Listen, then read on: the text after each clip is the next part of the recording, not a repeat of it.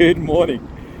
I'm reading Proverbs 3:5 this morning, and it says, "Trust in the Lord with all your heart and lean not on your own understanding, but in all your ways submit to Him, and He will make your path straight." And it's a powerful piece of scripture, and I want to encourage you to listen deeply this morning. There's always conditions to God's promises, and he says three conditions. The first condition is trust.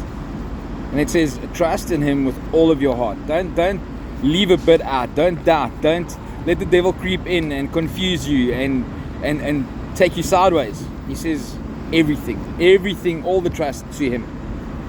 The second part says that lean not on your own understanding. Because sometimes we want to know everything, and that's a big problem. But He says, don't do that. Don't be like a know-it-all.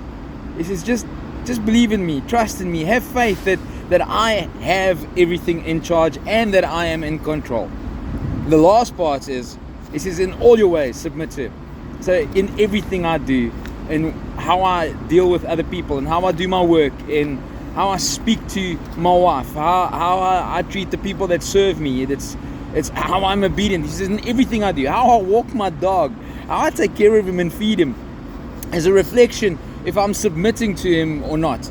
And the submission is a very powerful term. I've spoken about this before. Submission is a battle term, is that you submit to one another, and the person that you submit to is the person that you trust to death.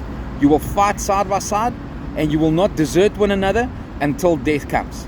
And that's submission. And He says, submit in all your ways. In everything I need to trust Him to the end, to the very bitter end, knowing that He will not forsake me until the very bitter end.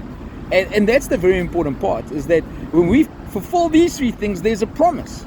And the promise comes and it says, and He will make all your path straight.